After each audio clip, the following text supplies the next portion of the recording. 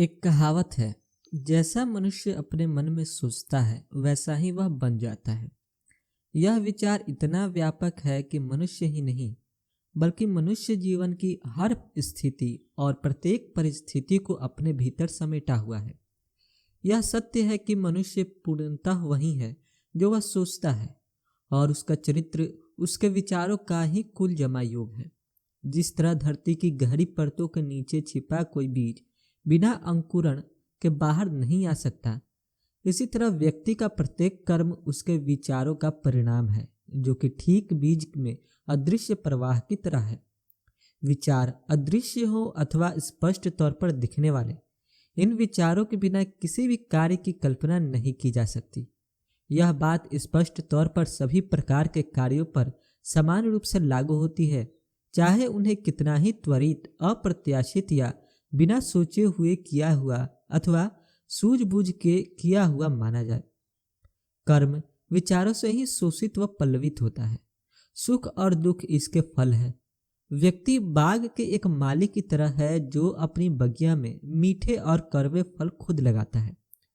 मन में उपजे विचारों ने ही हमारा निर्माण किया है।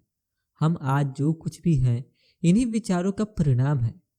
अगर व्यक्ति के मन में गलत विचार पल्लवित है तो दुख उसके पीछे पीछे वैसे ही चलेगा जैसे किसी बैलगाड़ी में जुते हुए बैल के पीछे पहिए।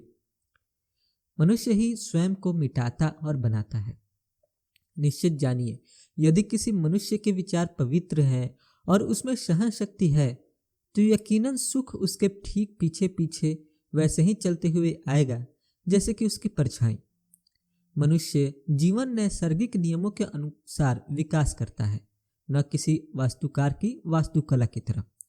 विचारों के भीतर ही कारण एवं परिणाम छिपे हुए हैं। यह विचारों के संसार में भी उतने ही स्थिर, सटीक और अपरिवर्तित है जितने कि इस प्रत्यक्ष भौतिक संसार में। एक महान व्यक्तित्व और दैव तुल्य चरित्र का निर्माण संयोग से अथवा भाग्य से नहीं होता, बल्कि यह लंबे समय तक सही दिशा में निरंतर उत्तम विचारों को दिए गए पोषण का परिणाम है। इसी तरह नीच तथा क्रूर चरित्र का होना भी मस्तिष्क में निरंतर घृणित और दुष्ट विचारों का स्थान देने का परिणाम है। मनुष्य ही स्वयं को बनाता या मिटाता है। विचारों के कारखाने में वह ऐसे हथियार बना सकता है जो उसे नष्ट कर दे, या ऐसे औजार बना सकता है जिनसे वह अपने रहने के लिए स्वर्ग जैसे आनंददायक और शांतिपूर्ण महल निर्मित कर ले। मनुष्य ही अपने विचारों का मालिक है। वह खुद ही चरित्र को नियत साँचे में ढालने वाला है और अपनी हर परिस्थितियों, माहौल और भाग्य का निर्माता स्वयं ही है। मनुष्य यदि सही विचार चुनता है और उन्हें सही तरीके से क्रियान्वित करता है तो वह मनुष्य देवताओं जैसी पूर्णता को प्राप्त कर सकता है। ठीक इसके विपरीत, मनुष्य यदि गलत विचार चुनता है और गलत तरीके से उनका प्रयोग करता है तो वह पशुओं के स्तर से भी नीचे गिर सकता है। मनुष्य के सारे चरित्र, सारे क्रियाकलाप इन्हीं दो चरम बिंदुओं के मध्य ही होते हैं, अर्थात मनुष्य देवतुल्य, उत्तम, सामान्य, दुष्ट या नीच, अधम जो कुछ भी होते हैं वह स्वयं ही अपने चरित्र का निर्माण करने वाला और उसका स्वामी है। वर्तमान काल में बहुत से पुराने और सुंदर सत्यों को संरक्षित कर प्रकाश में लाया गया है, पर उनमें से कोई भी इतना आनंदमयी और लाभदायक नहीं है, उतना दैवीय और विश्वास बढ़ाने वाला नहीं है जितना यह तथ्य कि मनुष्य अपने विचारों का स्वामी है, अपने चरित्रों को स्वयं साँचे में ढालने वाला है और स्वयं ही अपनी परिस्थितियों, माहौल और भाग्य का निर्माता है। जो खोजता है वही पाता है। शक्ति, बुद्धि, प्रेम और विचारों का मालिक होने के नाते मनुष्य के हाथों में ही वह चाबी है जिससे वह हर परिस्थिति को अपने नियंत्रण में ले सकता है, अपना कायाकल्प या नवीनीकरण कर सकता है और जो चाहे बन सकता है। मनुष्य हमेशा स्वामी ही होता है, अपनी सबसे दीनहीन अवस्था में भी, लेकिन अपनी दुर्बल अवस्था में वह एक मूर्ख स्वामी होता है जो अपनी गृहस्थी का बुरा संचालन करता है। जब वह अपनी स्थिति पर विचार करने लगता है और उन नियमों की तलाश में तत्परता से लग जाता है जिन पर उसका निर्माण हुआ है, तो वह एक बुद्धिमान स्वामी होता है। तब वह अपना समस्त ऊर्जा और बुद्धि अपने विचारों को लाभदायक और फलदायी बनाने में लगाता है। ऐसा मनुष्य जागृत और चैतन्य स्वामी होता है और ऐसा वह आंतरिक चेतना से विचारों के नियमों को खोजकर आत्मविश्लेषण और अनुभव के आधार पर कर सकता है। बहुत खोजने और खुदाई करने के बाद ही खानों में से सोना और हीरे प्राप्त किए जा सकते हैं। मनुष्य भी अगर अपनी आत्मा में गहराई तक उतरे तो अपने से जुड़े हर सत्य को पा सकता है। वह जान सकता है कि उसी ने अपने चरित्र का निर्माण किया है, अपने जीवन को इस सांचे में ढाला है, अपनी नियति को गढ़ा है। इस तरह यह सिद्ध कर सकता है कि विचारों पर नजर रखने, उन पर नियंत्रण रखने और उन्हें बदलने से उस पर, उसके जीवन पर, दूसरों के जीवन पर कितना प्रभाव होता है और कर्मों और परिणामों को धैर्य, अभ्यास, गहन विश्लेषण और अपने हर अनुभव को प्रयुक्त करके आत्मज्ञान का प्राप्त किया जा सकता है, जो है समझ बूझ, बुद्धिमानी और शक्ति। जो ढूंढता है वह पाता है, जो द्वार खटखटाता है उसके लिए दरवाजे खुल जाते हैं। यह एक शाश्वत नियम है। धैर्य, अभ्यास और अटल संकल्प से ही मनुष्य ज्ञान के मंदिर में प्रवेश पा सकता है। मनुष्य के मन को एक बगीचे के तौर पर देखा जा सकता है, जिसे एक माली या तो बुद्धिमानी से विभिन्न पोषण पदार्थ देकर हरा भरा रख सकता है या लापरवाह होकर उसे उजाड़ सकता है। माली चाहे तो इस बगीचे को पुष्पित पल्लवित करने के लिए जोते अथवा उसकी उपेक्षा करे। जिसे भी अपनाया जाएगा वह अवश्य ही परिणाम देगा। बगीचे में उपयोगी बीजों का रोपण न होने पर वह बेकार के खरपतवार उगेंगे और इसे नहीं हटाया गया तो वैसे ही खरपतवार अधिक मात्रा में उगकर उस पूरे बगीचे पर कब्जा कर लेगी। बगीचे में जिस तरह से माली एक एक बीज बोता है, एक एक पौधे का रोपण करता है, फिर पौधों के अनुरूप पानी सींचता है, इन पौधों की वृद्धि के साथ वहां उगी खरपतवार को दूर करता है और उन फल फूल को लगाते हैं जो उनकी जरूरत के होते हैं, उसी प्रकार हमें मनुष्य को भी अपने मन रूपी बगीचे की देखभाल करनी चाहिए। अनावश्यक, दूषित और व्यर्थ के विचारों को मन में स्थान नहीं देना चाहिए। यह ठीक बगीचे की तरह है। यदि इन अनुचित विचारों से स्थान भरा होगा तो अच्छे विचारों के लिए जगह ही नहीं होगी। मन हो या बगीचा, दोनों के पास जगह सीमित ही है। मनुष्य को चाहिए कि वह अपने उस मन रूपी बगीचे में सकारात्मक, शुद्ध, उपयोगी और सही विचारों को ही शोषित, पल्लवित करे। इस प्रक्रिया को यदि ईमानदारी से अपनाया जाए तो एक वक्त ऐसा आएगा जब मनुष्य अपने मन रूपी बगीचे का माली हो जाएगा। तब उसकी भीतरी स्थितियों पर पूर्ण नियंत्रण भी हो जाएगा। मनुष्य यदि अपने विचारों की वास्तविकता को समझे तो निश्चित ही इस घटनाक्रम को समझा जा सकता है कि मन, चरित्र, परिस्थितियां और भाग्य सभी अच्छे या बुरे विचारों के माध्यम से सृजित होते हैं। आप और हम आज जहां भी हैं, यह सब कुछ हमारे विचारों के कारण ही संभव हुआ है। विचार और चरित्र मूलतः एक ही है, क्योंकि वातावरण और परिस्थितियों के कारण ही चरित्र का निर्माण होता है। चरित्र निर्माण मनुष्य जीवन की बाहरी परिस्थितियों और भीतरी अवस्था के परस्पर संबंध व तालमेल से धीरे धीरे निर्मित होती है। इसलिए चरित्र दीर्घकालिक प्रक्रियाओं का परिणाम है। इसका यह मतलब नहीं है कि किसी भी समय पर जैसी हमारी परिस्थितियां हैं वे हमारे पूरे चरित्र को प्रदर्शित करती हैं। इसका अर्थ यह है कि वह तमाम परिस्थितियां हमारी विचारधारा के किसी जरूरी पहलू से तथा उस निश्चित समय के लिए इतना नजदीकी से जुड़ी हुई हैं कि वे हमारी प्रगति के लिए आवश्यक है। मनुष्य की आत्मा गुप्त रूप से जिसे भी चाहती है, जिस किसी से भी प्रेम करती है और जिससे भी डरती है, अंततः वह उसे आकर्षित करती है। आज हम या आप जहां भी खड़े हैं वह हमारे विचारों के कारण ही संभव हुआ है। वही विचार जिन्हें हमने अपने भीतर अदृश्य चरित्र में स्थापित कर रखा है, यह विचार ही हमें इस स्थिति तक लेकर आया है। चाहे यह विचार अच्छे हों या बुरे, इनका स्वतः मूल्यांकन किया जा सकता है। तो स्पष्ट है कि हमारे जीवन की संरचना में संयोग के लिए कोई स्थान नहीं है, लेकिन इतना सच है कि सब कुछ उस नियम का परिणाम है जो कि अचूक है और अपरिवर्तित भी। यह बात उनके लिए एकदम सही है जो अपनी परिस्थितियों के तालमेल से विपरीत होने का अनुभव करते हैं, और उनके लिए भी जो परिस्थितियों से संतुष्ट रहते हैं। एक प्रगतिशील और जागरूक मनुष्य के रूप में तुम जिस स्थान पर भी हो वहां से जीवन में प्रगति कर सको, यह ध्येय अनिवार्य है। इसलिए जैसे ही तुम इन परिस्थिति में निहित आध्यात्मिक, सबको भीतर से सीख लेते हो वह चली जाती है और दूसरी नई परिस्थितियों के लिए जगह बनाती है। हम परिस्थितियों द्वारा कष्टों को तब तक ही सहन करते हैं जब तक कि हम इसमें लीन होते हैं और विश्वास करते हैं कि हम बाहरी परिस्थितियों द्वारा प्रभावित होते हैं। लेकिन जैसे ही हमें यह एहसास होता है कि हम एक ऐसे मनुष्य हैं जो परिस्थिति जन्य नहीं है, इसके हिसाब से बदल जाएं, तो हम परिस्थितियों को बदलने का सामर्थ्य हासिल कर लेते हैं। जिस किसी ने भी आत्म परीक्षण और आत्म संयम का अभ्यास किया है वह यह जानता है कि परिस्थितियां विचारों से ही पनपती है, क्योंकि उन्होंने निकटता से यह महसूस किया होता है कि उनकी परिस्थितियों में हुए बदलाव उनकी मानसिक स्थिति में किए गए बदलाव के अनुरूप ही होते हैं।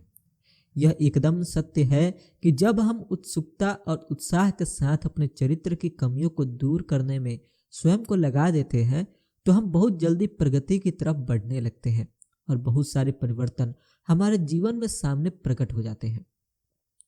मनुष्य की आत्मा जिसे भी गुप्त रूप से चाहती है, जिससे प्रेम करती है और जिससे डरती है, वह एक तरह से उसके आकर्षित करती है। यह संजीव ही शक्ति वह एक तरह से उसे आकर्षित करती है। यह संजीव ही शक्ति आकांक्षाओं की ऊंचाई तक पहुंचाती है और वह अनिश्चित बार बार प्रकट होने वाले भय की गहराइयों तक जाती है। परिस्थितियां वह माध्यम है जिस पर विजय या पराजय के बाद आत्मा स्वयं को प्राप्त करती है। प्रत्येक विचार रूपी बीज जिसे मन की परतों में बोया जाता है या जड़ पकड़ने दिया जाता है, फसल देता ही है और देर सवेर किसी कार्य के रूप में फलता फूलता ही है। उसमें परिस्थितियों के अनुरूप ही फल पकते हैं। अच्छे विचार के माध्यम से अच्छे फल और बुरे विचार के माध्यम से बुरे फल प्राप्त होते हैं। बाहरी परिस्थितियां मनुष्य के अंतर्मन का निर्माण करती है और परिस्थितियां चाहे अच्छी हो या बुरी, यह वे घटक है जो किसी मनुष्य को प्रवाहित करती है। विभिन्न परिस्थितियां मनुष्य को बहुत कुछ सिखाती है। अपनी फसल को हम स्वयं काटते हैं, इसलिए कष्ट हो या आनंद दोनों से ही हम सीखते हैं। वास्तव में हमें जो चाहिए उसे हम आकर्षित ही नहीं करते, बल्कि उसे आकर्षित करते हैं जो हम हैं। हम अपनी उन सभी आंतरिक इच्छाओं, आकांक्षाओं, विचारों का अनुसरण करते हुए जिन्हें हम अपने पर हावी होने देते हैं, अंततः वे हमारे जीवन में बाहरी परिस्थितियों के रूप में होने के साथ धीरे धीरे भीतरी पूर्णता तक पहुंचते ही हैं। प्रगति और अनुरूपता के नियम सब जगह समान रूप से लागू होते हैं। कोई भी व्यक्ति गरीब स्थिति या जेल में भाग्य अथवा परिस्थितियों की क्रूरता के कारण नहीं पहुंचता, बल्कि निम्न विचारों और घटिया इच्छाओं के कारण पहुंचता है। और न ही ऐसा होता है कि एक सच्चे मन वाला व्यक्ति एकाएक किसी बाहरी शक्ति के दबाव में आकर अपराध बोध से ग्रसित हो जाए। यह धीरे धीरे होता है। उस व्यक्ति के मन में अपराधी विचार गुप्त रूप से पनप रहा होता है और अवसर आते ही वह अपनी पूरी शक्ति के साथ प्रकट होता है। परिस्थितियां व्यक्ति का निर्माण नहीं करती, बल्कि व्यक्ति जैसा होता है उसके लिए उसी तरह की परिस्थितियां उत्पन्न होती है। हम वह प्राप्त नहीं करते जिसकी हम इच्छा करते हैं या जिसके लिए हम प्रार्थना करते हैं, बल्कि हमें वह मिलता है जिसकी हम सही तरीके से कमाई करते हैं। केवल हमारे बुरे विचारों के अतिरिक्त कभी भी ऐसी परिस्थितियां हो ही नहीं सकती जो हमें बुराइयों या उसके साथ ही कष्ट की ओर हमें नीचे की तरफ लेकर जा सके। हमें पुण्य और सफलता तथा उससे जुड़े सच्चे आनंद की ओर ऊपर उठना है। इसलिए हम अपने विचारों के स्वामी और मुखिया होने के नाते स्वयं को बनाते हैं, अपनी परिस्थितियों को आकार देते हैं और उसके रचयिता भी हैं। जन्म के समय एक आत्मा अपने पूर्ण स्वरूप में आती है और उसकी धरती की यात्रा शुरू हो जाती है। वह अपने प्रत्येक कदम से उन स्थितियों के मिश्रण को आकर्षित करती है जो स्वयं प्रकट होती है, जो उसकी पवित्रता और अपवित्रता को, दुर्बलता और सामर्थ्य को प्रतिबिंबित करती है। हमें यह मानना चाहिए कि हम जिस किसी भी स्थिति परिस्थिति में हैं उसे हम आकर्षित ही नहीं करते, बल्कि उसके निर्माता ही हम हैं। हमारी महत्वाकांक्षाएं, जुनून और पसंद हर कदम पर निष्फल होती है, परंतु हमारे आंतरिक विचार और इच्छाएं स्वयं के भोजन, चाहे अच्छा हो या बुरा, द्वारा शोषित होते हैं। वह दिव्यता जो अंत में हमें आकार देती है हमारे अंतर्मन में है, वह हमारी आत्मा है। अतः हम स्वयं द्वारा ही एक प्रकार से कैदी बना लिए जाते हैं। हमारे खुद के विचार और कर्म ही हमारे भाग्य के जेलर हैं। यदि यह निम्न स्तर के और तुच्छ है तो निश्चित ही हम कैदी बनाते हैं। लेकिन यही मुक्ति के दूत भी है। यदि विचार और कर्म अच्छे हैं तो मुक्ति प्रदान करते हैं। इस बात को भी जान ले कि हमें वह कभी नहीं मिलता जिसकी हम इच्छा करते हैं या जिसके लिए हम प्रार्थना करते हैं। हमें वही मिलता है जिसके कि हम सही तरीके से कमाते हैं। हमारी इच्छाएं व प्रार्थनाएं तभी पूरी होती है और उनका फल भी हमें तभी मिलता है जब वे हमारे विचारों और कर्मों के साथ तालमेल खाती हैं। तो जब यह सत्य है तो इस दृष्टिकोण से परिस्थितियों के विरुद्ध लड़ने का हमारे जीवन में क्या अर्थ है? इसका अर्थ है कि हम हर पल बाहर हो रहे प्रभाव के विरुद्ध लड़ रहे होते हैं और साथ ही साथ अपने हृदय में उसके कारण को शोषित व संरक्षित कर रहे होते हैं। यह कारण या तो बुराई या कमजोरी का रूप ले सकता है, लेकिन चाहे कुछ भी हो, वह दृष्टिकोण धारण करने वाले के प्रयत्नों को मजबूती से रोकता है और किसी हल को खोजने को मजबूर करता है। यह एक विडंबना ही है कि हम में से अधिकांश व्यक्ति अपनी परिस्थितियों में तो सुधार लाना चाहते हैं, लेकिन स्वयं में बिल्कुल भी नहीं, और इसलिए हम ना चाहते हुए भी एक दुविधा में बंधे रहते हैं। केवल एक ही चीज है, यदि हम ईमानदार तरीके से आत्म परीक्षण से मुंह न मोड़े तो हम कभी भी वह पाने से वंचित नहीं होंगे जिसे कि हमारा दिल चाहता है। यह सभी भौतिक विषयों के लिए भी उतना ही सत्य है जितना कि दैवी विषयों के लिए। यदि हम केवल धन प्राप्त करना चाहते हैं तो अपने लक्ष्य को प्राप्त करने से पहले हमें अनेक महान व्यक्तिगत त्याग करने को तैयार रहना चाहिए। और वे मनुष्य जो सशक्त और शांत जीवन चाहते हैं उन्हें तो और भी अधिक त्याग करना होगा। जैसा कि कुछ लोग हैं जो अत्यंत गरीब है, वे बहुत बेचैन और परेशान रहते हैं। उनके आसपास का माहौल और घरेलू सुख सुविधाएं सुधरनी चाहिए, फिर भी वे अपने काम से मुंह चुराते हैं और यह मानते हैं कि अपने मालिकों को धोखा देकर वे सही कर रहे हैं क्योंकि उन्हें बहुत कम वेतन मिलता है। ये लोग इस मूलभूत सिद्धांत को नहीं समझ पा रहे होते हैं जो कि सच्ची समृद्धि का आधार और न केवल अपनी गरीबी से बाहर निकलने के लिए अयोग्य है, बल्कि बुरी परिस्थितियों के बारे में सोच समझकर उसे वास्तव में अपने जीवन में आकर्षित कर रहे हैं। असल में ऐसे सभी लोग कमजोर, आलसी और भ्रमित विचारों में जी रहे हैं। दूसरी ओर कुछ अमीर लोग जो अनियमित दिनचर्या और अनियंत्रित भोजन सेवन के कारण कई तरह की बीमारियों से ग्रस्त हो जाते हैं। वह इन बीमारियों से राहत पाने के लिए खूब सारा पैसा तो खर्च करते हैं, लेकिन अत्यधिक खाने और नियमित दिनचर्या की अपनी आदत को बदलने में बिल्कुल यकीन नहीं करते। उन्हें अपनी इच्छा संतुष्ट करने वाले चटपटे और लजीज व्यंजन ही पसंद होते हैं और वह उनसे ही तभी संतुष्टि पाना चाहते हैं। ऐसे व्यक्ति अच्छे स्वास्थ्य के लिए अयोग्य है क्योंकि उन्होंने स्वस्थ जीवन के मूलभूत सिद्धांत को अभी तक सीखा ही नहीं है। अपने जीवन और मन में कार्यशील उस महान रहस्य का पता हमें अंतिम पूर्णता की यात्रा पर चलने से बहुत पहले ही मिल जाएगा, जो कि पूर्णतः न्यायोचित है। तब हमें पता चल जाएगा कि यह नियम बुरे के बदले अच्छा या अच्छे के बदले बुरा फल नहीं देता। कई मालिक ऐसे होते हैं जो अधिक तार्किक व व्यक्तिगत लाभ के लिए गलत रास्ते को अपना लेते हैं, साथ ही अपने हितों के लिए अपने ही अधीनस्थ काम कर रहे कर्मचारियों को वेतन भी कम देते हैं। ऐसे मालिक समृद्धि के बिल्कुल योग्य नहीं है और जब उनका दिवाला निकल जाता है तब वे परिस्थितियों को दोष देते हैं और यह नहीं जानते कि इसके लिए वे स्वयं जिम्मेदार हैं।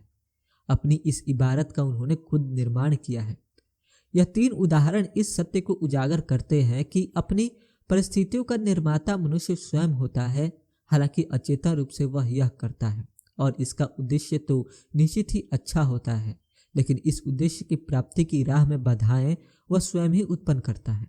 वह ऐसे विचारों और इच्छाओं को प्रोत्साहित करता है जो उसके तात्कालिक उद्देश्य से मेल नहीं खाते, इसलिए वह उस उद्देश्य को प्राप्त भी नहीं कर पाता। ऐसे कई उदाहरण प्रस्तुत किए जा सकते हैं, लेकिन इसकी कोई आवश्यकता नहीं है। यदि पाठक चाहे तो विचारों के नियमों के परिणामों को वह अपने भीतर, मन में और जीवन में देख सकता है। हम में से ज्यादातर लोग अपनी परिस्थितियों में सुधार तो लाना चाहते हैं, लेकिन स्वयं में बदलाव बिल्कुल भी नहीं लाना चाहते। यही कारण है हम बंधन में बंधे रहते हैं। मनुष्य की परिस्थितियां इतनी जटिल और विचारों की जड़ें इतनी गहराई में बसी होती हैं कि अलग अलग लोगों की खुशियों की परिभाषा भी भिन्न भिन्न होती है। यह इतनी अलग अलग और उलझी हुई होती है कि किसी मनुष्य की बाह्य और अभ्यंतर परिस्थितियों का मूल्यांकन करके कोई दूसरा मनुष्य इसका अंदाजा नहीं लगा सकता। कोई मनुष्य कुछ ईमानदार हो सकता है, लेकिन इसके बावजूद उसके जीवन में कष्ट हो सकते हैं, और कोई मनुष्य कुछ बेईमान हो सकता है, लेकिन इसके बावजूद वह धनवान हो सकता है। फिर भी यह सोचना पूरी तरह से बेईमानी ही है कि एक मनुष्य अपनी ईमानदारी के कारण कष्टों को पा रहा है और कोई उसी के समतुल्य दूसरा व्यक्ति अपनी बेईमानी के कारण धनी बना। यह सोचना इसलिए भी सतही या बेईमानी है क्योंकि अधिकांशतः ऐसा मान लिया जाता है कि बेईमान आदमी पूर्ण भ्रष्ट है और ईमानदार आदमी पूर्ण तरह पुण्यात्मा। गहरे ज्ञान और विस्तृत अनुभव के आधार पर यह निर्णय सही नहीं माना जा सकता है। ईमानदार व्यक्ति की तुलना में बेईमान व्यक्ति में भी ऐसे कुछ प्रशंसनीय गुण हो सकते हैं जो दूसरों में नहीं है या शून्य है। दूसरी ओर ईमानदार व्यक्ति भी ऐसे कुछ दुर्गुणों रखने वाला हो सकता है, यद्यपि सूक्ष्म ही हो, जो दूसरों में नहीं है। ईमानदार व्यक्ति अच्छे विचारों और कर्मों का फल पाता है, लेकिन अपने दुर्गुणों यानी खामियों के चलते कष्टों का भी अनुभव करता है। बेईमान व्यक्ति उसी तरह से कष्ट या खुशी का अनुभव करता है। इस तरह दोनों को ही अपने अच्छे और बुरे कर्मों का फल मिलता है। मानव मन को यह मानना अच्छा लगता है कि व्यक्ति अपने सद्गुणों के कारण कष्ट में होता है, लेकिन जब तक हम अपने मन से हर नकारात्मक, कड़वे और दूषित विचारों को निकालकर नहीं फेंक देते और अपनी आत्मा से हर अस्वच्छ दाग को नहीं साफ कर देते, हम क्या उस स्थिति में हो सकते हैं जहां हम यह ज्ञान पाएं और घोषित कर पाएं कि हमारा कष्ट, हमारी तकलीफ हमारे अच्छे नहीं बल्कि बुरे गुणों या कर्मों के फलस्वरूप है। उस परम पूर्णता के पथ पर पहुंचने से बहुत पहले हमें अपने जीवन और मन में कार्यशील उस महान नियम का पता चल जाएगा जो पूर्णतः न्याय संगत है, जो बुरे के बदले अच्छा या अच्छे के बदले बुरा फल नहीं देगा। जब हमें ऐसा ज्ञान मिल जाता है तब हम यह जान जाते हैं अपने पूर्व के अज्ञान और अंधेपन को देखते हुए कि हमारा जीवन सदा से ही न्याय संगत रहा है और हमारे पूर्व के सारे अनुभव सही और गलत हमारे विकसित या अविकसित स्वरूप के ही स्पष्ट रूप से उचित परिणाम थे। यह एक शाश्वत सत्य है कि अच्छे विचार और कर्म कभी भी बुरे परिणाम नहीं दे सकते। ठीक इसी प्रकार बुरे विचार और कर्म कभी भी अच्छे परिणाम नहीं दे सकते। इसी तरह एक अटल सत्य बस यही कहना है कि आम के पेड़ से हमें आम का ही फल प्राप्त होता है, नीम के पेड़ से नीम का ही फल मिलता है और कुछ नहीं। हम प्राकृतिक जगत रहते हैं और इसके नियमों को समझते हैं और इसके अनुरूप कार्य भी करते हैं। यह कार्य होता हुआ देखते हैं, लेकिन यह विडंबना ही है कि कुछ ही मनुष्य मानसिक व नैतिक जगत में इस रहस्य को समझते हैं। यही कारण है कि इस साधारण, सहज व अटल सत्य से विमुख होने वाले व्यक्ति इसके अनुरूप परिणाम प्राप्त नहीं कर पाते। जब तक हम उत्साहित, स्वस्थ और समृद्धि प्राप्त नहीं होते तो इसके यह मायने है कि आंतरिक तौर पर हमारे विचारों में भारी गड़बड़ी है। कष्ट या पीड़ा आपके द्वारा गलत दिशा में लगाए गए विचारों का परिणाम है। यह एक संकेत है कि हमारा जीवन अपने आप से, अपने अस्तित्व के नियम से तालमेल नहीं बैठा पा रहा है। कष्ट का एकमात्र और उच्चतम कार्य शुद्धि करना ही है, और वह सब जो पूरी तरह बेकार और अशुद्ध है उसे जला देना या नष्ट कर देना, अपने उस मन मस्तिष्क को खत्म कर देना जो कष्टों का कारण है। फिर वह जो शुद्ध है शेष रहेगा। एक बार जब सोने से मैल हट जाता है तो उसे जलाते रहने का कोई अर्थ ही नहीं निकलता। इसी तरह पूरी तरह से शुद्ध व ज्ञान से साक्षात्कारी व्यक्ति कष्ट में नहीं रहता। ऐसी परिस्थितियां जिनसे हम कष्ट प्राप्त करते हैं वह हमारी मानसिक असंगति का परिणाम है। ऐसी परिस्थितियां जिनके होने से हम कृपा, आनंद और उत्साह से भर जाते हैं वे हमारी मानसिक संगति का नतीजा है। कृपा, आनंद, उत्साह यह सब मानसिक पवित्रताएं हैं। ये भौतिक संपत्तियों से नहीं बल्कि सही विचार और उसके लिए अपनाए गए स्पष्ट दृष्टिकोण से संबंधित है। इसी प्रकार हमारे कष्ट और क्लेश भौतिक संपत्ति की कमी से नहीं बल्कि अनुचित विचारों से संबंधित है। कुछ लोग दुखी और अमीर होते हैं, कुछ लोग सुखी और गरीब होते हैं। यह परस्पर विरोधाभास है। पवित्रता और अमीरी का मिलन तभी हो पाता है जब धन का सही और विवेकपूर्ण तरीके से उपयोग किया जाता है। वहीं निर्धन या गरीब अधिक कष्टों को तभी प्राप्त करते हैं जब वे मन को यह दिलासा देने में कामयाब हो जाते हैं कि उन पर बेवजह ही बोझ लाद दिया गया है। गरीबी और अति भोग पीड़ा के दो चरम पहलू हैं। ये दोनों ही अस्वाभाविक है और दोनों ही मनुष्य के मानसिक असंतुलन का नतीजा है। जब तक हम खुश, स्वस्थ और समृद्ध नहीं होते तो यह इस बात का सूचक है कि हमारे आंतरिक विचारों में गड़बड़ी है। खुशी, स्वास्थ्य और समृद्धि का संबंध हमारी भीतरी और बाहरी परिस्थितियों से है। यह उत्साह इन परिस्थितियों के तालमेल का ही अंतिम परिणाम है। जब हम शिकायत और निंदा करना बंद करते हुए उस छिपे हुए अदृश्य गूढ़ रहस्यमय या नियम को जो हमारे जीवन को संचालित करता है कि खोज में जुट जाते हैं, तब हम खुश, स्वस्थ और समृद्ध होना शुरू हो जाते हैं। एक बार जब हम अपने मन में इस नियम को संचालित करने के गुण अपना लेते हैं तो हम दूसरों पर हमारे लिए उत्पन्न किए जाने वाले कष्टों का दोषारोपण करना बंद कर देते हैं। हम परिस्थितियों पर चीखना चिल्लाना बंद करते हुए अपने तीव्र विकास के लिए अपने भीतर छिपी शक्तियों और संभावनाओं का एक अनमोल व अचूक साधन के रूप में प्रयोग करना शुरू कर देते हैं। हम अपनी परिस्थितियों को प्रत्यक्ष रूप से चुनाव नहीं करते, बल्कि अपने विचारों का चुनाव करते हैं। अन्याय नहीं न्याय, भ्रष्टाचार नहीं सदाचार, यही सृष्टि के सबसे प्रबल सिद्धांत है और यही संसार को ढालने और चलाने वाली शक्तियां हैं।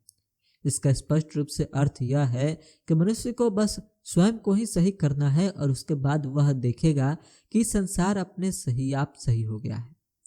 अगर किसी ने अपनी आंखों पर काला चश्मा लगा रखा है तो उसे संसार काला ही दिखाई देगा। यदि हमारा संसार को देखने का नजरिया त्रुटिपूर्ण होगा तो संसार भी हमें त्रुटिपूर्ण ही दिखाई देगा। जिस भी समय हम अपने नजरिए और विचारों में बदलाव कर लेते हैं, उसी समय से संसार और उसमें घटने वाली घटनाओं में भी अकस्मात बदलाव आ जाते हैं। संसार के हर एक व्यक्ति में इस सत्य के प्रमाण मौजूद हैं। इसे नियमित आत्म परीक्षण और आत्म विश्लेषण के सरल मूल्यांकन द्वारा जाना व समझा जा सकता है। यदि हम इस मूलभूत तौर पर किए गए अपने विचारों के बदलाव को देखें तो हम अपने भौतिक जीवन की विभिन्न परिस्थितियों में आए अचानक बदलाव को देखकर दंग रह जाएंगे। इस रूपांतरण के बाद हमें ऐसा लग सकता है कि हम अपने इस नायाब विचारों को गुप्त रख सकते हैं, लेकिन ऐसा नहीं है, बल्कि यह सौभाग्य से जल्द ही हमारी आदत में बदल जाते हैं और यही आदत परिस्थितियों का रूप धारण कर लेती है। अच्छे विचार और कार्य कभी भी नकारात्मक परिणाम नहीं दे सकते। वही नकारात्मक विचार और कार्यों से भी आप अच्छे परिणामों की अपेक्षा नहीं कर सकते। निकृष्ट विचार, आक्रोश और नशे का सेवन करना धीरे धीरे आदत बनते हैं और यही आदत परिणाम स्वरूप व्यक्ति के कष्ट, पीड़ा और गरीबी का रूप ले लेती। व्यक्ति के यह विनाशकारी विचार स्वयं को उलझाने वाली थकाऊ आदतें बन जाती है, जो हमारा लक्ष्य से ध्यान भंग करने वाली और विपरीत परिस्थितियों को आकार देने वाली होती है। डर, संशय और अनिर्णायक विचार कमजोर और बेमेल आदतों का रूप ले लेते हैं, जो असफलता, गरीबी और दूसरों पर बोझ बनने की परिस्थितियों के रूप में आकार लेती हैं। आलसी विचार बेईमानी और गंदगी का रूप लेते हैं, जो दरिद्रता और पतन का आकार लेते हैं। घृणित और दंडनीय विचार हिंसा और आरोप लगाने की आदत का रूप लेते हैं, जो चोट लगने व दंड मिलने वाली परिस्थितियों का आकार लेते हैं। हर तरह के स्वार्थी विचार केवल स्वार्थीपन को ही जन्म देते हैं, जो उन परिस्थितियों का निर्माण कर देते हैं जो व्यक्ति के लिए दुखदायी होती है। जैसे ही हम अपने स्वार्थी व विनाशकारी विचारों का त्याग करते हैं, वैसे ही यह पूरी कायनात हमारे प्रति मृदु भाव को समेटते हुए हमारी ओर बढ़ने लगती है और हमारी मदद करने को तैयार हो जाती है। यदि हम इसके ही दूसरे पक्ष को हम देखें तो अच्छे विचार कृपा और अच्छाई, उत्साह का रूप धारण ले लेती है, जो प्रिय और सुखद परिस्थितियों को आकार देती है। रचनात्मक विचार आत्मसंयम और संतुलित मन का रूप लेते हैं, जो शांति और विश्रांति की परिस्थितियों का आकार लेते हैं। साहस, आत्मनिर्भरता के विचार सशक्त और फलदायी आदतों का रूप लेते हैं, जो सफलता, प्रचुरता और मुक्ति की परिस्थितियों का आकार देते हैं। ऊर्जापूर्ण विचार अच्छी व आगे बढ़ने वाली आदतों को जन्म देते हैं। मृदुल व क्षमाशील विचार मृदुलता की आदत का रूप लेते हैं, जो सुरक्षित व स्वस्थ परिस्थितियों को आकार देते हैं। प्रेमपूर्ण और निस्वार्थ विचार दूसरों के लिए स्वयं को भूल जाने की आदत का रूप लेते हैं, जो निश्चित और स्थायी प्रचुरता व सच्ची समृद्धि की परिस्थितियों को आकार देते हैं। लंबे समय तक एक ही तरीके की विचारधारा, चाहे वह अच्छी हो या बुरी, चरित्रता और परिस्थितियों पर अपना प्रभाव जरूर छोड़ती है। यकीनन हम अपनी परिस्थितियों को प्रत्यक्ष रूप से चुनाव नहीं कर सकते, लेकिन अपने विचारों का चुनाव कर सकते हैं। और यह एक छोटा सा बदलाव अप्रत्यक्ष रूप से निश्चित ही हमारे द्वारा सोची गई परिस्थितियों को आकार दे सकता है। जो मनुष्य अपने विचारों को अपने उद्देश्यों के साथ जोड़ते हैं, वह अपनी मानसिक शक्ति के जागरूक और बुद्धिमान शासक बन जाते हैं। प्रकृति हमारे साथ और हमारे माध्यम से ही काम करती है, जिससे कि हम उन विचारों का आनंद उठा सकें जिन्हें हम अपने भीतर शोषित करते हैं। प्रकृति द्वारा ऐसे अवसर निरंतर प्रस्तुत किए जाते हैं, बुरे या विनाशकारी विचारों को सतह पर ले आते हैं। जैसे ही हम अपने घृणित व विनाशकारी विचारों को त्यागते हैं, पूरा संसार हमारे प्रति मृदुल हो जाता है और हमारी मदद करने को तैयार हो जाता है। जैसे ही हम अपने कमजोर और दूषित विचारों को दूर करते हैं, हर तरफ ऐसे अवसर आने लगते हैं जैसे कि हमारे सशक्त संकल्प को मदद मिल सके। जैसे ही हम अच्छे विचारों को बढ़ावा देते हैं, तो कोई भी दुर्भाग्य हमें शर्म और कष्ट से घेरता नहीं है। संसार हमारे भीतर निर्मित हुए इस बहुरूप को दिखाने वाला टेलीस्कोप है और हर क्षण वह विभिन्न रंगों को प्रस्तुत करता है, जो कि हमारे निरंतर उभरते विचारों के अद्भुत चित्र हैं। शरीर मन का सेवक है। यह मन के आदेशों का पालन करता है, चाहे वह आदेश सोच समझ दिए गए हों या फिर स्वयं ही प्रकट हुए हों। शरीर सेवा ही प्रकृति से बंधा हुआ है, यह आदेशों को नजरअंदाज नहीं कर सकता। मानव शरीर दूषित विचारों के चलते जल्दी ही बीमार के कारण कमजोर पड़ता है और पतन की ओर बढ़ने लगता है। मन को हर्षित और सुंदर विचार प्राप्त होते हैं, तो यह इस आज्ञा का पालन करते हुए शरीर को सुंदरता और यौवन से सुसज्जित करना शुरू कर देता है। परिस्थितियों की तरह ही रोग और स्वास्थ्य की जड़ें भी विचारों में ही निहित होती है। रोगग्रस्त विचार स्वयं को बीमार शरीर द्वारा प्रकट करेंगे। ऐसा पाया गया है कि भय के विचार व्यक्ति को उतनी ही जल्दी मार डालते हैं जितना कि बंदूक, किसी गोली या कोई अन्य हथियार। और यह भय व्याप्त विचार हजारों की संख्या में लोगों को निरंतर इसी तरह लेकिन धीरे धीरे मार रहे हैं। ऐसे व्यक्ति जो किसी न किसी बीमारी के हो जाने के डर में जीते हैं, अमूमन उन्हें वही बीमारी पकड़ती है। चिंतित विचार या चिंता बहुत ही जल्दी ही पूरे शरीर को उत्साहित कर देती है और शरीर को रोग के प्रवेश के लिए कमजोर बना देती है। गलत विचार भले ही शारीरिक तौर पर प्रहार न करे, लेकिन मन और मस्तिष्क इनका बहुत गहरा असर होता है। चिंतित विचार अच्छे विचारों की तरह ही बहुत जल्दी ही क्रिया करना शुरू कर देते हैं और पूरे शरीर को हतोत्साहित करते हुए उसे बीमारियों के प्रवेश के लिए अनुकूल बना देते हैं। सशक्त, शुद्ध और प्रसन्न विचार व्यक्ति के शरीर को जोश और सकारात्मक ऊर्जा से भर देते हैं। शरीर नाजुक और जल्द ढलने वाला यंत्र है और उन सभी विचारों पर तत्परता से प्रतिक्रिया करता है जो उस पर अपना प्रभाव जमाते हैं। यह सभी विचार आदत का रूप धारण कर शरीर पर उसका प्रभाव छोड़ेंगी, चाहे वे अच्छे हों या बुरे। भोजन की शैली जिसने भी न सकारात्मक बदलाव नहीं किया है, उनके विचार भी उनकी मदद नहीं करेंगे। भोजन की शैली विचारों को शोषित करती है।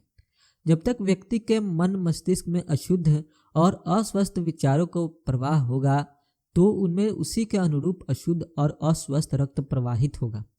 स्वस्थ हृदय से शुद्ध जीवन और शुद्ध शरीर उत्पन्न होता है। दूषित मनुष्य से अस्वस्थ जीवन और अशुद्ध शरीर ही जन्म लेता है। मन और मस्तिष्क विचारों का, कर्म का और जीवन को उत्साहपूर्वक प्रकट करने का मूल स्रोत है। यदि हम स्रोत को शुद्ध करेंगे तो भीतर और बाहर सब शुद्ध हो जाएगा। अच्छे विचार ही अच्छी आदतों का निर्माण करते हैं। भोजन की शैली बदलना उन लोगों की मदद नहीं करेगा जो अपने विचारों को नहीं बदलना चाहते। जब हमारे विचार शुद्ध होते हैं, तब हमें अशुद्ध भोजन की चाह नहीं होती। स्वच्छ विचार ही स्वच्छ आदतों का निर्माण करते हैं। जिसने भी अपने विचारों को सशक्त और शुद्ध किया है, उन्हें किसी भी हानिकारक परिस्थितियों से भयभीत होने या घबराने की जरूरत नहीं होती है। यदि आप अपने शरीर को पूरी तरह स्वस्थ रखना चाहते हो, तो अपने मन और मस्तिष्क की रक्षा करो। यदि आप शरीर को नया रखना चाहते हैं, तो उसे अच्छा बनाना चाहते हैं, तो सबसे पहले अपने मन को सुंदर बनाओ। उसे अच्छा बनाना चाहते हैं तो सबसे पहले अपने मन को सुंदर बनाओ। दुर्भावना, जलन, निराशा, उदासी के विचार शरीर के स्वस्थ और उसके निर्मल चकमक को खत्म कर देती है। चिड़चिड़ा चेहरा एकाएक नहीं बन जाता, वह उग्र विचारों से बनता है। जो झुर्रियां चेहरे को खराब दिखाती है, वह मूर्खता, पीड़ा और घमंड के कारण ही उत्पन्न होती है। तनावग्रस्त व्यक्ति का चेहरा ही सामान्य की तुलना में बीमार और मुरझाया सा दिखाई देता है। चिड़चिड़े चेहरे पर चमक शून्य हो जाती है। इसे कई बार सामान्य तौर पर भी देखा जा सकता है। इसके पीछे सिर्फ उन्मूर्खता, पीड़ा और घमंड जैसे अति उग्र विचारों का हाथ होता है, जिन्हें व्यक्ति ने स्वयं धीरे धीरे शोषित किया होता है। मैं एक ऐसी महिला को जानता हूँ जो 96 साल की है, लेकिन उनका चेहरा किसी छोटी बच्ची के भोलेपन की तरह तेजस्वी और निखरा हुआ दिखाई देता है। मैं एक ऐसे आदमी को भी जानता हूँ जो है तो अधेड़ उम्र का, लेकिन उसका चेहरा अप्राकृतिक झुर्रियों से भरा हुआ है। एक खुश मिजाज दिल सकारात्मकता का नतीजा है, तो दूसरा कष्ट व असंतुष्टि का। हम सब जानते हैं कि हम रहने के लिए एक सुंदर और परिपूर्ण जगह का निर्माण तब तक नहीं कर सकते जब तक कि हम हवा और रोशनी को अपने कमरों में मुक्त रूप से आने जाने न दें। वैसे ही एक सशक्त शरीर और नूरानी, खुश और शांत चेहरा तभी मुक्कम हो सकता है जब हम अपने मन में हर्ष, सद्भावना और शांत विचारों को मुक्त भाव से आने की खुली छूट दें। वृद्ध लोगों के चेहरों पर सहानुभूति की झुर्रियां होती है, कुछ सशक्त और शुद्ध विचारों से बनती है और अधिकांश नकारात्मक भावनाओं द्वारा, और कौन इसमें फर्क नहीं देख पाता। जाहिर है, जिन्होंने न्याय संगत जीवन जिया है उनका जीवन शांतिपूर्ण, स्तब्ध और मृदुल हो चुका है, अस्त होते सूर्य की तरह। शरीर को बीमारियों से दूर रखने के लिए सबसे अच्छा और उत्तम यह है कि जिंदादिल विचारों को शोषित करें। इससे अच्छा कोई दूसरा चिकित्सक नहीं है। दुख और शोक की परछाई को हटाने के लिए सद्भावना जैसी तसल्ली देने वाली कोई चीज हो ही नहीं सकती। हाल ही में मैंने एक दार्शनिक को उसकी मृत्यु के अंतिम क्षणों में देखा, या यूं कहूं कि वह मृत्यु शैया पर था। वह अपने शरीर के अलावा बूढ़ा नहीं दिख रहा था। उसकी मृत्यु उतनी ही शांतिपूर्ण थी जितना कि उसका जीवन था। शरीर की बीमारियों को दूर भगाने के लिए जिंदादिल विचारों के पोषण से अच्छी व बेहतर कोई अन्य चिकित्सक नहीं है। दुख और शोक की परछाई को हटाने के लिए सद्भावना जैसी तसल्ली देने वाली कोई चीज हो ही नहीं सकती। सदा दूसरों के बारे में नकारात्मक सोचना, अनुचित व दोषपूर्ण भाव रखना, शक करना और ईर्ष्या के विचार रखना ठीक वैसा ही है जैसा स्वनिर्मित कारावास में खुश रहना। सबके बारे में अच्छा सोचना, सबके साथ खुश रहना, धैर्य के साथ सीखना कि उनमें केवल अच्छा ही देखना, ऐसे निस्वार्थ विचार भाव मनुष्य को स्वर्ग की ओर ले जाते हैं। दिन प्रतिदिन हर प्राणी के प्रति शांतिपूर्ण विचार रखने वाले मनुष्य में अद्भुत शांति अपने आप आने लगती है। जब तक हमारे द्वारा विचारों को अपने उद्देश्य के साथ नहीं जोड़ा जाता, तब तक जीवन में कोई असामान्य व प्रतिष्ठापूर्ण उपलब्धि हासिल नहीं होती। अधिकांश लोग करते यह है कि स्वयं को विचारों की नाव पर बैठाकर सागर में बहती दिशाहीन धारों में बहने देते हैं। याद रखिए, दिशाहीनता हर स्तर पर बुरी ही होती है, और जो लोग विपत्ति और विनाश से दूर रहना चाहते हैं उन्हें बेहद सतर्क रहते हुए इस प्रकार के दिशाहीन धारों के मध्य बहने से खुद को रोकना चाहिए। जिन लोगों का जीवन का कोई उद्देश्य नहीं होता, वे बहुत ही जल्दी निम्न स्तर चिंताओं, बेकार की बातों, भय, समस्याओं और अपने प्रति दया रखने के भाव से ग्रस्त हो जाते हैं, और यह सब कमजोरी की निशानी है। यह सब निकृष्ट विचार है जो व्यक्ति को असफलता, अप्रसन्नता, नुकसान की ओर ले जाते हैं। ठीक वैसे ही जैसे सोच समझकर किया गया अपराध, क्योंकि दुर्बलता शक्तिशाली ब्रह्मांड में निवास नहीं कर सकती। निउद्देश्य व्यक्ति कुछ समय तक तो लोगों की सहानुभूति प्राप्त करता है, लेकिन वह अंदर ही अंदर बड़ी तेजी से नकारात्मक विचारों, चिंताओं, बेकार की बातों और भय और समस्याओं से ग्रसित हो जाता है।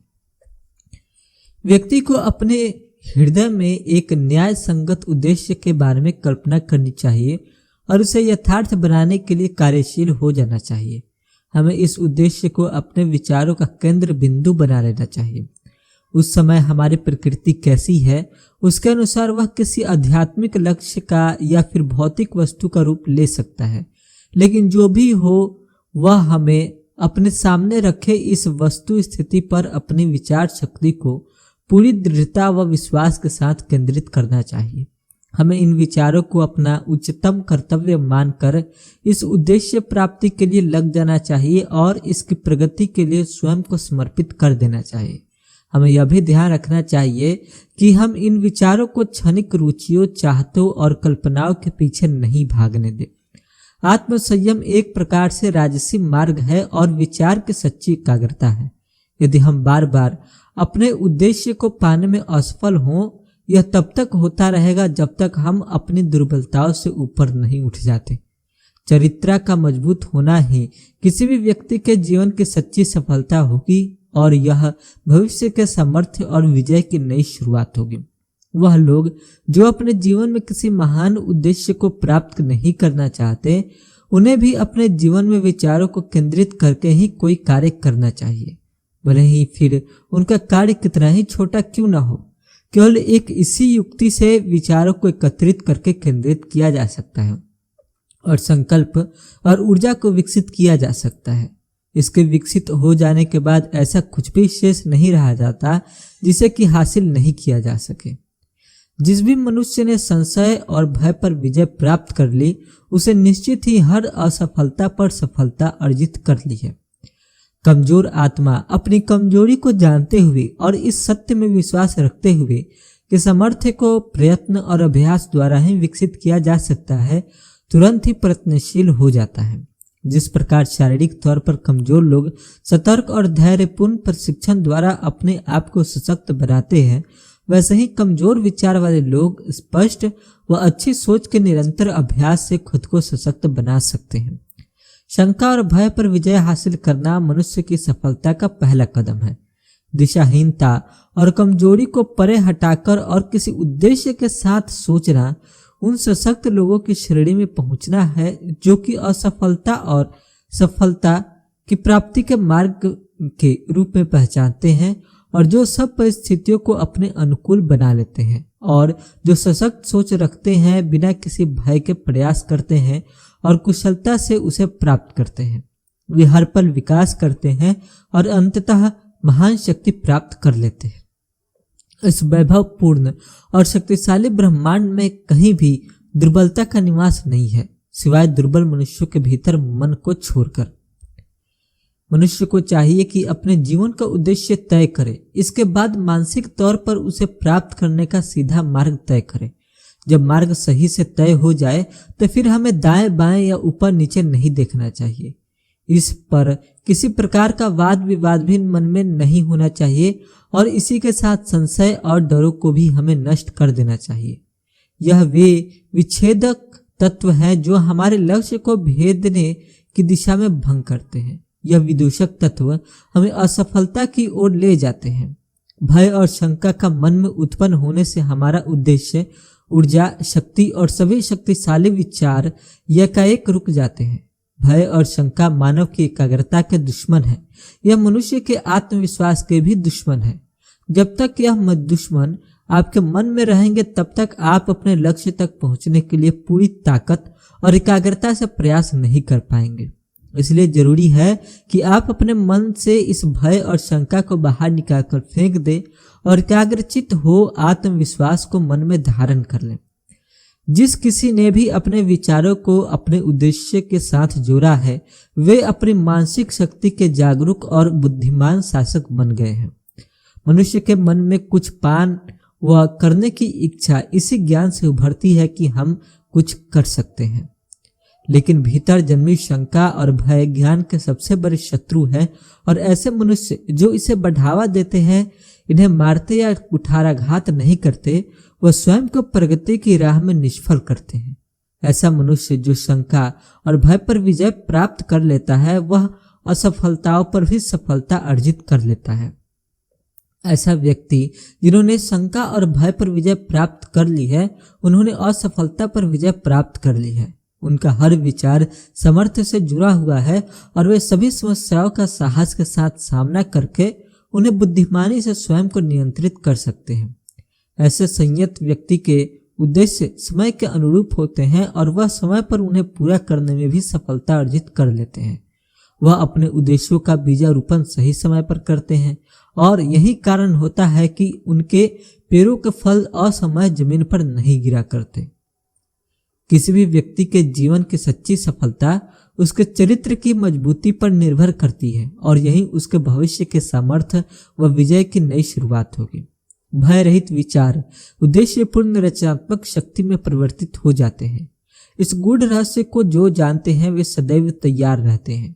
उनके विचारों में कभी भी परिस्थितियों के हिसाब से भटकाव या ठहराव नहीं आता। वह एक योद्धा की तरह डटे रहते हैं। वह अपने विचारों को अपने उद्देश्य के साथ निरंतर जोड़ते हैं और अपनी मानसिक शक्ति के जागरूक और बुद्धिमान शासक बन जाते हैं। मनुष्य जो कुछ भी प्राप्त करता है या जो कुछ भी प्राप्त करने की इच्छा करता है लेकिन उसमें असफल हो जाता है, यह सब उसके अच्छे और बुरे विचारों का ही प्रतिफल है। यह सब संसार में संतुलन बनाए रखने व बिगड़ने के कारण है। प्रकृति में जहाँ संतुलन की कमी होती है वहाँ विनाश हो सकता है। इसी तरह प्रत्येक व्यक्ति की एक निश्चित जिम्मेदारी भी सुनिश्चित है जिसे उसे संतुलित रहते हुए पूर्ण करना चाहिए। सौभाग्य से यह सृष्टि न्यायपूर्ण है। तुम कितने ही ताकतवर हो या कितने ही कमजोरी, कितने ही शुद्ध हो और कितने ही अशुद्ध, तुम में कितनी ही सकारात्मकता और नकारात्मक व्याप्त क्यों न हो, यह सब कुछ तुम्हारे अपने हैं, अपने भीतर हैं, जिसके तुम ही मालिक हो, यह किसी और के नहीं है। तुम्हारी अच्छी बुरी, ऊंची नीचे जिस भी प्रकार की दशा है वह सब तुम्हारी अपनी है, यह किसी और की नहीं है। तुम्हारे भीतर से ही तुम्हारे दुख और सुख फूटते हैं और अंदर से बाहर आते हैं। तुम जीवन में जिस तरह से जैसा सोचते हो वैसा ही तुम हो और जैसा तुम निरंतर सोचते रहते हो वैसा ही तुम बनते रहते हो। यह सृष्टि न्यायपूर्ण है, लिहाजा न्याय प्राप्ति के लिए तुम्हें ही कदम आगे बढ़ाने होंगे। संसार का यह निर्विवाद सत्य है कि सशक्त लोग कमजोर लोगों की तब तक मदद नहीं करते जब तक कि कमजोर लोग मदद लेने के लिए इच्छुक न हो। बावजूद इसके तब भी कमजोर व्यक्ति को स्वयं ही सशक्त होना पड़ेगा। उसे स्वयं ही अपने प्रयत्नों के माध्यम से उस ताकत को विकसित व अर्जित करना होगा जिसकी कि हमेशा दूसरे लोग सराहना करते हैं। याद रखिए, केवल आप स्वयं ही अपनी परिस्थितियों के निर्माता हैं और आप ही इसमें बदलाव कर सकते हैं। जीवन में जैसा तुम सोचते हो वैसा तुम हो, जैसा तुम सोचते रहते हो वैसा तुम बनते रहते हो। यही क्रम है जो कि बदलता नहीं है। शोषण करने वाले और शोषित होने वाले दोनों की अज्ञानता व सहयोग देते हैं। दोनों ही एक दूसरे को पीड़ा पहुंचाते हैं। वास्तविक स्वस्थ स्वरूप में वह अपने आप को तकलीफ दे रहे होते हैं। सामान्य तौर पर किसी व्यक्ति के अर्जित वैभव को पूर्ण ज्ञान कर्म के नियम द्वारा शोषितों की कमजोरी और शोषण करने वालों की दमनकारी शक्ति के रूप में देखा जाता है। सृष्टि के नियमानुसार पूर्ण प्रेम दोनों के ही कष्टों को देखकर किसी का भी हनन नहीं करता। पूर्ण करुणा शोषण करने वाले और शोषित होने वाले दोनों को ही अपनाती है। जिस किसी ने भी अपनी कमजोरी पर विजय प्राप्त कर ली है और सभी स्वार्थी विचारों को त्याग दिया है, ऐसे व्यक्ति न तो दमनकारी होते हैं और न ही दमन स्वीकार्य करते हैं। सही अर्थ में वह पूर्ण रूप से मुक्त होते हैं। सशक्त लोग कमजोर लोगों की मदद के लिए निश्चित ही आगे आते हैं, बशर्ते कि कमजोर लोग भी मदद लेने के लिए कदम आगे बढ़ाएं। हम अपने विचारों को ऊंचाई पर ले जाकर ही ऊंचाइयों को प्राप्त कर सकते हैं, विजय पा सकते हैं और वह सब कुछ पा सकते हैं जिसकी हमने अभिलाषा की है। यदि हम अपने विचारों को ऊपर की ओर न उठाएं तो फिर हम केवल निरर्थक और क्षुद्र व्यक्ति ही बनकर रह जाएंगे। कुछ भी प्राप्त करने के पूर्व, चाहे वह सांसारिक वस्तु ही क्यों ना हो, हमें अपने भीतर उठने वाले विचारों को भोग विलास से ऊपर उठाना चाहिए। हमें सफलता के लिए सब स्वार्थ छोड़ने की जरूरत नहीं है, लेकिन इसके कुछ हिस्सों को अवश्य छोड़ देना चाहिए। यदि हमारे प्रमुख विचारों में विलासिता ही है तो हम स्पष्ट रूप से विचारों को सोच नहीं पाते हैं और इसलिए हर क्षेत्र में असफल होते हैं। जब तक हम अपने विचारों को प्रभावशाली तरीके से नियमित व नियंत्रित नहीं करते, तब तक हम विभिन्न कार्यों और गंभीर जिम्मेदारियों को निभाने के काबिल नहीं हो पाएंगे। हम भौतिक तौर पर देखें तो खुद को अकेला देख सकते हैं, लेकिन आंतरिक तौर पर देखें तो ऐसी परिस्थितियों में न ही हम अकेले कार्य करने के लिए स्वतंत्र हैं और न ही बिना किसी सहारे के खड़े हो सकते हैं। यह विचार ही है जो हमें अकेलेपन का एहसास नहीं होने देते हैं। इन्हें हमने स्वयं चुना है। यह अच्छे बुरे जैसे भी विचार हो, इनका चयन हमने ही किया होता है। हम इसके ही दायरे में बंधे हुए होते हैं। केवल विचारों को आकाश की ऊंचाई तक ले जाने पर ही हम ऊंचाइयों तक पहुंच सकते हैं। तभी हम मन वांछित विषय को प्राप्त कर सकते हैं और सब कुछ हासिल कर सकते हैं। त्याग किए बिना न ही किसी प्रकार की कोई प्रगति हो सकती है, न ही कोई उपलब्धि हासिल की जा सकती है, क्योंकि जीवन में हर एक चीज को हासिल करने के बदले में हमें उसका मूल्य अवश्य चुकाना पड़ता है। हमारी सांसारिक सफलता इस बात से सीधे तौर पर संबंधित होती है कि हमने किस हद तक स्वार्थ विलासिता के विचारों पर नियंत्रित किया है और अपने मन को अपनी योजनाओं के साथ विकसित तथा अपने संकल्प व आत्मनिर्भरता को सशक्त करने में लगाया है। हम अपने विचारों को जितना उच्चतम रखेंगे, हम उतने ही ज्यादा तर्क संगत, सही और आदर्शवादी बन पाएंगे। इसी के साथ उतनी ही अधिक हमारी सफलता होगी और हमारी उपलब्धियां उतनी ही अधिक सकारात्मक, स्थायी और लोगों के प्रेम एवं आशीर्वाद से भरी होंगी। लालची, बेईमान और नकारात्मक विचारों के मनुष्य का प्रकृति कभी नहीं साथ नहीं देती। हालांकि सतही तौर पर यह लग सकता है कि यह सच नहीं है, लेकिन असल में ऐसा नहीं होता है। प्रकृति ईमानदार, उदार, हृदयी, पुण्यात्मा की मदद करती है। अलग अलग युगों के महान शिक्षकों ने यह अलग अलग तरीके से बताया है और इसको जानने व सत्य साबित करने के लिए आपको अपने सुखद विचारों को सकारात्मक और उच्च बनाकर पुण्यात्मा बनकर कार्य करना होगा। हमने चाहे अच्छे विचारों को चुना हो अथवा बुरे विचारों को, हम हर स्थिति में उसी सीमाओं में बंधे हुए होते हैं। प्राकृतिक सौंदर्यता, बौद्धिक उपलब्धियां, ज्ञान की खोज या फिर जीवन का आनंद, ये सब कुछ सत्य की खोज में समर्पित विचारों का ही प्रतिफल है। इन उपलब्धियों को कईयों बार महत्वाकांक्षाओं और अभिमान से जोड़ा जा सकता है, लेकिन यह सब कुछ इन विशेषताओं का प्रतिफल नहीं है, बल्कि निरंतर दीर्घ समय से किए गए कठिन परिश्रम का शुद्ध और निस्वार्थ विचारों का स्वाभाविक परिणाम है।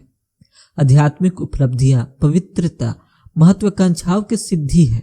जो लोग लगातार पुण्य व उच्च विचारों की भावना रखते हैं, जो उन सब पर चिंतन करते हैं जो शुद्ध और निस्वार्थ हैं, सूर्य और चंद्र बाकी पूर्णता की तरह अवश्य ही अपने चरित्र में पुण्यात्मा व ज्ञानी बनते हैं और एक प्रभावशाली और बेहतर स्थिति में ऊंचाई पर पहुंचते हैं। सूक्ष्म सावधानी के द्वारा ही हम अपने जीवन में अच्छे विचारों से प्राप्त सफलता को निरंतर बनाए रख सकते हैं। किसी भी प्रकार की उपलब्धि प्रयत्न का ही राजमुकुट है, विचारों का ताज है। व्यवस्थित रूप से निर्देशित विचार, संकल्प, आत्मसंयम और साधुता की मदद के जरिए ही हम ऊपर की ओर उठते हैं। आलस्य, आत्मसंयम की कमी और विचारों में उपजी नकारात्मकता ही हमारे पतन का कारण बनती है। सौभाग्य से हम इस संसार में हर उस उच्चतम सफलता प्राप्त कर सकते हैं जिसके कि विचारों के माध्यम से अपने केंद्र में लाते हैं और आध्यात्मिक लोक में भी उच्चतम स्थिति तक ऊपर उठ सकते हैं। दूसरी ओर हम फिर निंदक, दंभी, स्वार्थी व नकारात्मक विचारों को आत्मसात कर कमजोर और बुरी स्थिति में पहुंच सकते हैं। ठीक से समझे तो सकारात्मक विचारों के माध्यम से मिली विजय को केवल सावधानी द्वारा ही बनाए रखा जा सकता है। जब सफलता मिलना तय होता है तो बहुत से लोग पीछे रह जाते हैं और असफलता प्राप्त होती है, क्योंकि जीवन में ऊंचाई पर पहुंचने से अधिक परेशानी उस ऊंचाई पर बने रहना होता है। सभी प्रकार की सफलताएं, चाहे वह व्यावसायिक हो, बौद्धिक हो या आध्यात्मिक, निश्चित रूप से आपके द्वारा निरंतर निर्देशित विचारों का ही प्रतिफल होती है और यह उसी नियम के अधीन है और इसका यही एक तरीका भी है। अंतर सिर्फ इतना है कि आपकी सफलता प्राप्ति का लक्ष्य वास्तव में कितना बड़ा है। मनुष्य का जीवन में ऊंचाई पर पहुंचने से अधिक परेशानी उस ऊंचाई पर बने रहना होता है। यह एक कड़वा सत्य है। जीवन में ऊंचाई पर पहुंचने से ज्यादा मुश्किल ऊंचाई पर बने रहना है। वे जिन्होंने जीवन में थोड़ा हासिल किया है, असल में उन्होंने जीवन में थोड़ा ही त्याग किया होता है। दूसरी ओर ऐसे महानतम व्यक्ति जिन्होंने जीवन में अधिक ऊंचाइयां प्राप्त की हुई होती है, असल में उनका त्याग औरों की अपेक्षा बड़ा होता है। जीवन में जिन्हें भी उच्चतम सफलता अर्जित करनी है, उन्हें ज्यादा से ज्यादा त्याग करने के लिए तैयार रहना चाहिए। महानतम लक्ष्य पाने के लिए यह अनिवार्य है और इसे तभी पाया जा सकता है। सपने देखने वाले मनुष्य सही रूप में इस संसार के मसीहा है।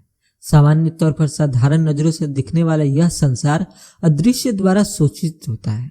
उसी प्रकार से मानवता सभी परीक्षाओं और दुखों तथा कष्ट में उसके स्वप्नदर्शियों की सुंदर परिकल्पनाओं द्वारा शोभित होती है। मानव सभ्यता अपने उच्च आदर्शों, परिपूर्ण स्वप्न दृष्टाओं को भूल नहीं सकती। वह उनके आदर्शों को यूं ही नष्ट नहीं होने दे सकती। यह आदर्श विचार और परिकल्पनाएं मनुष्य के भीतर समाहित रहते हैं। मानवता इन्हें हमेशा से ही जीवंत मानती आई है, जैसे कि एक दिन वह उसे देखेंगी और हम इसे जान पाएंगे। पैगंबर, संत, मुनि, संगीतकार, मूर्तिकार, चित्रकार, लेखक, साहित्यकार और कवि, ये सभी वास्तविकता से अलग दुनिया का निर्माण करते हैं। यह सही मायने स्वर्ग के शिल्पी है। यह दुनिया इस मेहनतकश स्वप्नदर्शियों के बिना आज जितनी सुंदर है वैसी न होती। यह नहीं होंगे तब यह मानवता बिल्कुल विलुप्त हो जाएगी। वे लोग जो अपने हृदय में एक सुंदर परिकल्पना और उच्च आदर्श के बीजों को शोषित करते हैं, वे एक दिन साकार हो जाएंगे। खोजी कोलंबस ने सिर्फ अपने हृदय में अपने से लाखों मील दूर एक देश को खोजने की कल्पना को संजोया था और उसने इसे समय के साथ साकार कर दिया। कोपरनिकस ने इस संसार की अनेकता और एक विस्तृत ब्रह्मांड के होने की परिकल्पना के बीज को शोषित किया था और उसने इसे दुनिया के सामने प्रकट कर दिया। बुद्ध ने निष्कलंक सुंदरता और संसार के लिए पूर्ण शांति के आध्यात्मिक जगत की परिकल्पना को संजोया, फिर स्वयं भी इस पूर्ण शांति में प्रवेश भी किया। इस संसार के मसीहा वही लोग हैं जो स्वप्न देखते हैं। तुम अपनी परिकल्पनाओं को सिंचित करो, शोषित करो, उन्हें आकार देने की कल्पना करो। इसके बाद ही उनमें से सकारात्मक परिस्थितियों, अच्छे वातावरण का जन्म होगा और यह एक लता की तरह आगे बढ़ेंगे। अगर तुम इसके प्रति ईमानदार रहोगे तो अंत में तुम्हारे मन के संसार का निर्माण होगा। चाहने से ही तुम्हारा पाना संभव है। आकांक्षा रखने से उसे प्राप्त कर पाओगे। क्या हमारी सामान्य इच्छाओं की पूर्ति पूरी तरह हो जाए और हमारी शुभ और महत्वपूर्ण आकांक्षाएं पोषण की कमी से नष्ट हो जाए? क्या ऐसा संभव है? सौभाग्य से ब्रह्मांड का एक ही नियम है, वह है मांगो और पाओ। मांगने और इच्छा में अंतर है। नियम के अनुसार मांग व इच्छा में सही तालमेल बनाकर मांगे और तुम्हें मिल जाएगा। बड़े सपने देखो और तुम जैसा स्वप्न देखोगे तुम वैसा बन जाओगे।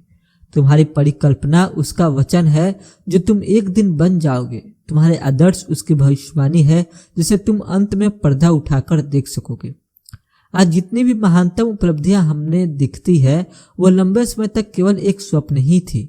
शाहबलूत यानी ओक का वृक्ष अंजुफल में छिपा होता है। नन्ही चिड़िया अंडे के भीतर पलती है और आत्मा की उच्चतम परिकल्पना में जागृत मनुष्य ही देवदूत बनते हैं। सही अर्थ में वास्तविकता के बीज स्वप्न ही है। तुम्हारी परिस्थितियां प्रतिकूल हो सकती है, लेकिन यह सब लंबे समय तक नहीं रहेगा यदि तुम केवल एक आदर्श विचार को मन में साथ लिए उसे पाने के लिए जी जान लगा दो। तुम्हें यह यात्रा बाहर से अंदर की ओर करनी होगी। बाहर के द्वार पर खड़े रहकर आंतरिक यात्रा संभव नहीं है। एक लड़की और एक लड़का दोनों ही बेहद गरीबी में गुजर बसर कर रहे हैं। दोनों ही निर्धनता के साथ काम के बोझ के तले दबे हुए हैं। काफी लंबे समय तक अस्वस्थ माहौल वाली परिस्थिति में जीवन यापन करते रहे। शिक्षा और सभी प्रकार के शिष्टाचार से कोसों दूर हैं, लेकिन दोनों ही बेहतर जिंदगी के सपने देखते हैं और वे बुद्धि, कृपा, शिष्टता और सुंदरता की कल्पना अपने जीवन में करते हैं। वे मानसिक तौर पर एक आदर्श जीवन साथी, जीवन परिस्थिति की कल्पना करते हैं और आजादी से भरे जीवन के ख्वाब देखते हैं और यह बड़ी आकांक्षाएं उनके मन के भीतर तक समा जाती है। मन में उपजी इस व्याकुलता के कारण वे अच्छे कर्म करने के लिए प्रेरित होते हैं और अपने बचे हुए समय व साधनों को, भले वे अभी कम है, पर अपनी सोई हुई शक्तियों और साधनों को जगाने में, उनके विकास करने में लगाते हैं। जल्द ही उनके मन में इतने परिवर्तन शुरू हो जाता है वे उस कारखाने में बंधकर नहीं रह पाते। उनकी सोच से उनका वह काम इतना बेमेल हो जाता है कि वह उससे निकलने के उसकी प्रकार के यत्न करते हैं, जैसे कि कोई व्यक्ति अपने मैले कपड़ों को निकालकर फेंकता है। जैसे जैसे उनके लिए उनके विचारों के अनुरूप अवसर बढ़ते जाते हैं, वैसे वैसे उनकी आत्मिक शक्ति और कार्य क्षेत्र, कार्य क्षमता में विस्तार होता जाता है और अंत में हमेशा के लिए अपने उस नारकीय जीवन से बाहर निकल जाते हैं। अब वर्षों बाद जब वह किशोर वयस्क बन गए हैं तो हम देख सकते हैं कि वह मन की कुछ निश्चित शक्तियों का स्वामी भी बन चुके हैं। यह एक प्रयोग संसार पर अपना प्रभाव छोड़ता है और अब वह अपने क्षेत्र में एक विदंती बन चुका है। इन वयस्कों के कंधे पर अब नई लेकिन बड़ी जिम्मेदारियां हैं। उनके कहे शब्द अब लोगों का जीवन बदल देते हैं। लोगों भी उसकी बातों का शब्दशः अनुसरण करते हैं और अपने विचारों के चरित्रों के नए साँचे में ढाल लेते हैं। सूर्य की तरह ही वह भी सभी का केंद्र बन चुके हैं, जिसके चारों तरफ असंख्य लोग परिक्रमा करते हैं। वास्तव में सकारात्मक कल्पना के बलबूते वह अपने बचपन के सपनों को अब हकीकत में बदल चुके हैं। इस प्रकार आप भी अपने स्वप्नों को साकार कर सकते हैं, चाहे वे तुच्छ हो या महान या फिर दोनों का एक मिश्रण। आप हमेशा उसकी ओर झुकेंगे जिससे भी आप बहुत ज्यादा प्यार करते हैं। इसी की बदौलत ही आपके विचारों को न्यायपूर्ण परिणाम आपके हाथों में रख दिए जाएंगे। याद रखिए, आपको वही प्राप्त होगा जिसके कि आप योग्य हैं, न ही उससे कम और न ही उससे ज्यादा। आप अपने विचारों और सपनों के अनुसार नीचे गिरेंगे, वहीं रहेंगे या फिर ऊपर उठेंगे। आप अपनी इच्छाओं जितने तुच्छ बनाएंगे या अपनी प्रबल आकांक्षाओं जितने महान। स्टैंटन कर्कहोम डेविस ने कितने सुंदर शब्द लिखे हैं। वे लिखते हैं कि संभव है कि आप लिखा हुआ मिला रहे हो और फिर आप उस दरवाजे से बाहर निकलकर बाहर आ जाएंगे जो हमेशा से आपको अपने सपनों की बाधा लगा था और आप अपने श्रोता समूह के सामने पाएंगे। पेन अब भी आपके कान में फंसा हुआ है, स्याही के छींटे आपकी उंगलियों पर है और तुरंत ही आप अपनी प्रेरणा को धारावाह रूप से बोलने लगेंगे। हो सकता है कि आप भेड़ चरा रहे हो और आप गांव से शहर की बढ़ते चले जा रहे हो, लेकिन आप एक मास्टर के स्टूडियो में आत्मा के साहसिक मार्गदर्शन में चलेंगे और एक समय ऐसा आएगा जब वह कहेगा कि अब मुझे तुम्हें कुछ भी सिखाना शेष नहीं रह गया है। तब आप एक महारथी बन जाएंगे, वह महारथी जिसने कुछ समय पहले ही भेड़ों को चराते हुए महान सपने देखे थे। आप कुल्हाड़ी को नीचे पटक कर संसार के पुनरुत्थान की जिम्मेदारी ले लेंगे। विचार शून्य, धूर्त, अज्ञानी, आलसी व सुस्त व्यक्ति सिर्फ चीजों के वास्तविकता में घटित परिणामों को ही देख पाते हैं। वे उसके पीछे की अमूर्त स्थिति पर ध्यान ही नहीं दे पाते। ऐसा इसलिए क्योंकि वह घटनाक्रम उन्हें सामान्य नजरों से दिखाई नहीं देता है। यही कारण है कि वे हमेशा भाग्य, किस्मत और संयोग का रोना रोते हैं। किसी व्यक्ति को धनवान होते हुए वे कहते हैं कि उसकी व्यक्ति किस्मत इतनी अच्छी है। किसी को बुद्धिमान प्राप्त करते हुए देखकर वे कहते हैं कि उसमें यह प्रतिभा तो जन्मजात है। और किसी संत जैसे आचरण और उसके चारों ओर लोगों का जमावड़ा व उसके पड़ने वाले दिव्य प्रभाव को देखकर वे कहते हैं कि यह सिर्फ एक संयोग है जिसने उसकी हर बार मदद की है। सही कहा जाए तो वे उन कष्टों, असफलताओं और संघर्षों को नहीं देख पाते जिसके बलबूते इन लोगों ने यह सफलता और यह परिणाम प्राप्त किए हैं। कहने वाले व्यक्ति को इसका जरा भी अंदाजा नहीं होता है कि इस सब के लिए उन्होंने कितने त्याग, कितने परिश्रम और कितनी कोशिशें की गई थी, कितना भरोसा खुद पर और औरों पर रखा, जिस कारण मार्ग में आई विराट बाधाओं को पार करके अपने मन के महान स्वप्न को साकार किया। पर यह दुर्भाग्य ही है कि आम व्यक्ति इसके पीछे का त्याग सभी को नहीं दिखा पाता। जिस सफलता को वह सामान्य निगाहों से देख रहा है उसके पीछे के कष्टों और दुखों को नहीं देख पाता। उन्हें तो सिर्फ चमचमाती रोशनी और खुशियां ही दिखाई देती है और इसे वह सफल व्यक्ति के भाग्य का नाम दे देते हैं। वे द्रूह और लंबी यात्रा को नहीं देखते, वे सिर्फ सुखद परिणामों तक पहुंचने की परिणति को ही देख पाते हैं। इसलिए वे आसानी से इसे सौभाग्य का नाम दे देते हैं। यह व्यक्ति वर्तमान में मिले परिणाम के पूरी प्रक्रिया को नहीं देखते और लक्ष्य प्राप्ति को केवल संयोग कहते रहते हैं। मनुष्य के सभी कार्यों में विचारों के बाद प्रथम प्रयास होते हैं और सबसे अंत में उसके परिणाम। प्रयास से शक्ति ही परिणाम को निर्धारित करती है। प्रयास और परिणाम के बीच में कभी भी संयोग पैमाना नहीं हो सकता। प्रतिभा और शक्तियां प्रयास के परिणाम हैं। इस संसार में सभी भौतिक, बौद्धिक और आध्यात्मिक उपलब्धियां प्रयासों के ही अंतिम रूप में जन्मे परिणाम है। प्रत्यक्ष तौर पर दिख रही किसी भी प्रकार की उपलब्धि का अर्थ है कि उस विचार ने अब पूर्णता को प्राप्त कर लिया है। जिस उद्देश्य की प्राप्ति हुई है, दरअसल वह उस स्वप्न रूपी बीज से ही साकार हुआ है। जिस वक्त आप मन में एक स्वप्न देखते हैं और शोषित करते हुए महान बनाते हैं, उस वक्त से आप जीवन को अपने अनुरूप बनाना शुरू कर देते हैं। इस विचार को जब आप अपने दिल के सिंहासन पर विराजित करते हैं, उस समय से वह होना शुरू हो जाते हैं जो आप होना चाहते हैं और जीवन को उसी के अनुसार ढाल लेते हैं। मन की शांति बुद्धिमानी व्यक्ति की बुद्धिमत्ता का एक सुंदर आभूषण है। बुद्धिमत्ता लगातार सब्र और लंबे समय तक किए आत्मनियंत्रण के प्रयासों का परिणाम होती है। मन की शांति परिपक्व व्यक्ति के अनुभव की निशानी है। इससे यह स्पष्ट हो जाता है कि वह व्यक्ति दूसरों की अपेक्षा नियमों और विचार प्रक्रियाओं में ज्यादा समझदारी व ज्ञान रखता है। मनुष्य के शांत रहने की एक सीमा है। कोई भी मनुष्य उस सीमा रेखा तक ही शांत रहता है जहां तक कि वह मानता है कि यह उसके जीवन के विचारों का परिणाम है। यह मनुष्य को यह समझने की नितांत आवश्यकता है कि उसके सामने प्रकट हो रही दूसरों की परिस्थितियां तथा उनके व्यक्तित्व भी उसी के उत्पन्न विचारों का ही परिणाम है। वह मनुष्य जिसमें यह देख पाने की अंतर्दृष्टि निर्मित हो जाती है, तो इसी समझ की बदौलत वह कारण और परिणाम स्पष्ट तरीके से देखने लगता है।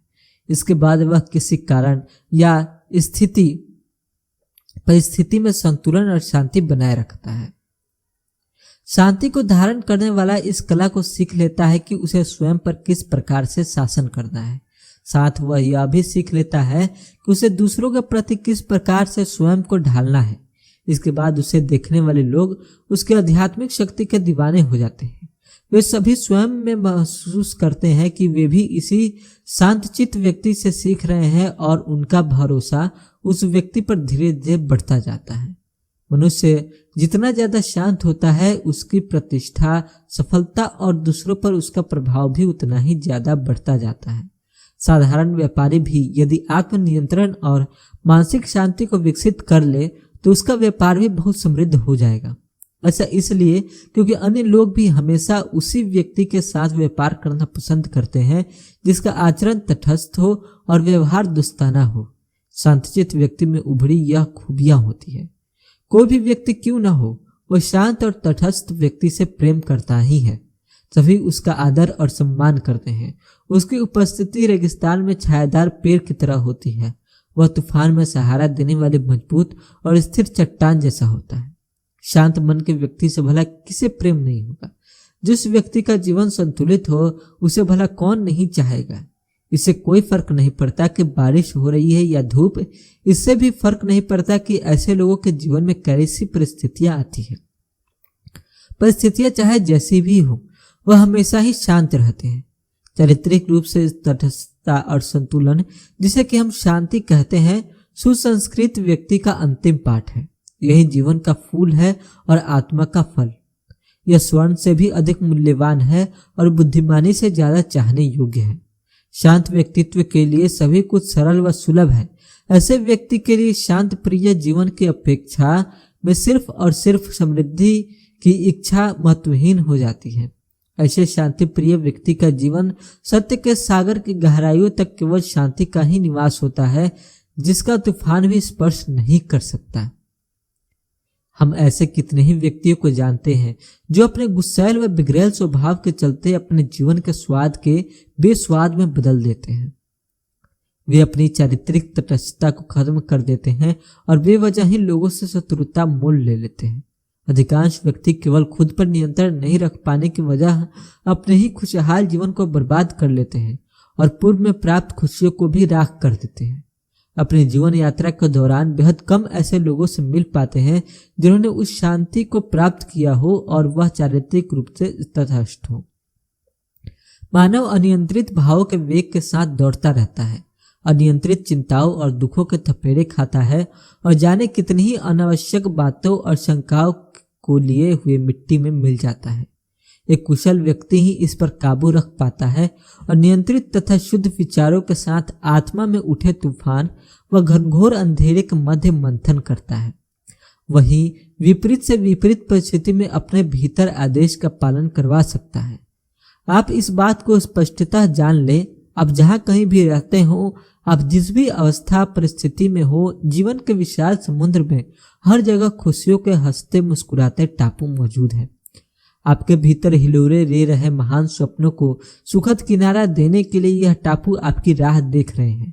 अपने विचारों की डोर को मजबूती से थाम ले। आदेश देने वाला स्वामी आपकी आत्मा के केंद्र में मौजूद है। वह केवल और केवल आंशिक निद्रा में है, उसे जगा दे। आत्मनियंत्रण की आपकी शक्ति है। अपने हृदय से कहें कि शांत हो जाओ।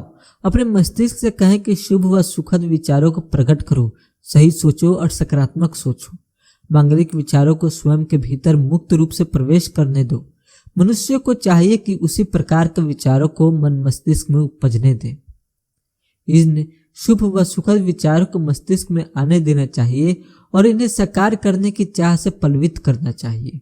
यदि वाकई आप अपने जीवन को खुशियों से भर देना चाहते हैं, इस मनोकामना को यथार्थ में लाने के लिए जितना हो सके अच्छा सोचें और अच्छे विचारों को शोषित करें। यदि आप अपने जीवन को समृद्धि से परिपूर्ण बनाना चाहते हैं तो समृद्धि से भरे विचारों को मस्तिष्क में आमंत्रित करें। यदि आप अपने जीवन को आरोग्य व स्वस्थ बनाना चाहते हैं तो विचारों में स्वास्थ्यकर विचारों को शामिल करें। जब आप ऐसा निरंतर करने लगेंगे तो आपको यह परिणाम में परिणित होता दिखाई देने लगेगा। अंत में सिर्फ इतना ही कि अंततः आपके विचार जैसे होंगे वैसा ही आपका जीवन बन जाएगा। जय हिंद, जय भारत।